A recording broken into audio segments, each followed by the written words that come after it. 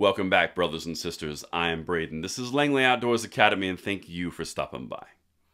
Alright guys, tonight for this episode, we're going to do something that we do a lot every time I sense a tone change or a tense shift in the way the Democrats are approaching a topic, whether it be one of their political goodies or whether it be just something that they think is going to happen or not going to happen. Because they will always forecast what's going to happen to their political operatives and their voters through the media. It happens every time. We went through this with H.R. 8 and 1446. We went through this with David Chipman's nomination to the ATF.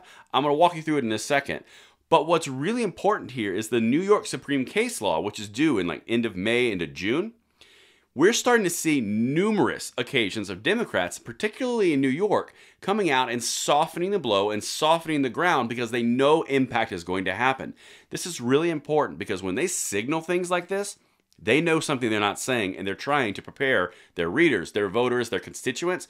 This is going to go down, but we've got you. This is really important because they are trying to do a soft landing. Everything will be linked in the description box below. I want to hear from you guys on this one because this is really important when we're in the battle for our rights to know what they're doing. This is an amazing way to do it. Like I said, I'm going to give some examples from the past in a second, but let's look at what we're talking about. New York officials prepare for worse as Supreme Court gun ruling looms. This is from yesterday. Now, this article is written in New York One, so this is a New York newspaper. They are writing to their constituents, okay?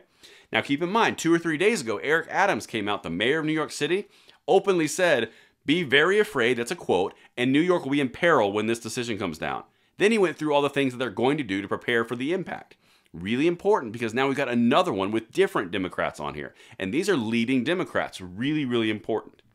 And this part I'm going to show you just because I thought it was interesting. Underneath the main photo on this article, here's the subtitle. Most legal observers believe the Supreme Court is poised to strike down a New York gun law that limits the ability to carry a gun outside the home. Most observers. Okay. Again, think about who this audience is. Quote, "This is not Jesse James and the Sundance Kids. Who can draw the fastest?" Mayor Eric Adams told reporters Friday, arguing that New Yorkers legally carrying guns will not make the city safer. So he's trying to go against a ruling that's not out yet. Really, really important because he's not the only one. Now remember, back in the day when when Biden was first inaugurated, H.R. 8 and H.R. 1446, that was all the rage. You remember all the articles that we did? If you were here, leave a comment field below.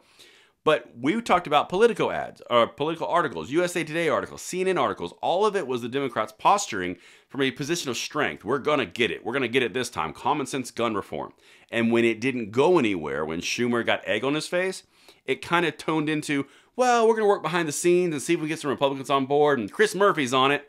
It slowly changed. Same thing with Chipman when he was going for the ATF nominee. Dick Durbin, the Senate majority whip, was going around saying it's going to happen. He's the right man for the job. He's qualified, blah, blah, blah, blah, blah. Well, then when the votes weren't there, it started to go, well, it's going to be close. You know, we're trying to get the right votes. We need him here. We hope it works out. And then he withdrew his nomination. You can always see what they do with the way they use the media. All right, let's keep going. Officials are warning of dire consequences if the court rules against New York's concealed carry law, which requires that you demonstrate a special need for self-protection in order to obtain a permit. So you need to demonstrate a need for the state to give you the permission of what the Constitution already grants you. It's pretty straightforward. The conservative-leaning court seemed skeptical of the law at oral arguments in November. That's true. We covered it on this channel because it's dumb. Anyway, here we go. Quote, "Unless there's a big surprise, based on the Supreme Court, based on how they ask the questions in the argument, the result here is going to be more people carrying guns in New York City," said Michael Weldman, president of the Brennan Center for Justice at NYU Law School. That is not a conservative, okay? He's saying it's going to happen. Waldman says the ruling could take many forms. The question is how much room it leaves for government regulation. And now that is a very important question, which we will analyze once it comes out. So make sure you're subscribed so you get that news when it drops.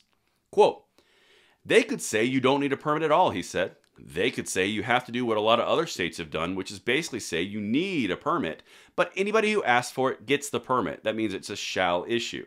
Okay, that means the state has no way to say no. Okay. State leaders are preparing for the worst and say they'll craft new legislation that goes as far as possible in restricting concealed carry while still conforming to the court's ruling. They're already planning out legislative moves. Do you see how important that is? They're openly telling their constituents, Guys, this is probably going to go real bad for us, but we already got laws on the books. We're already ready, and it gets even deeper. Check this out.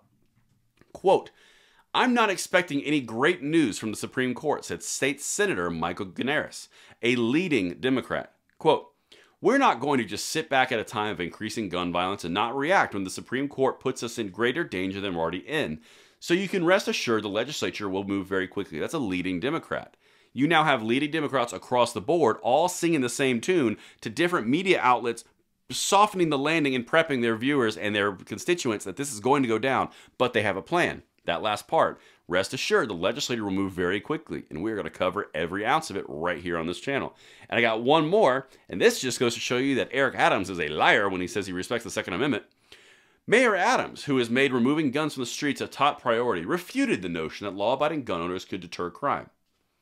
Quote, for those who are stating that if all bad guys have guns, let's equal it out by having all good guys have guns. That is just so dumb, he said. Quote, there's a tendency that people believe that if they've got a gun, why have it if I'm not using it?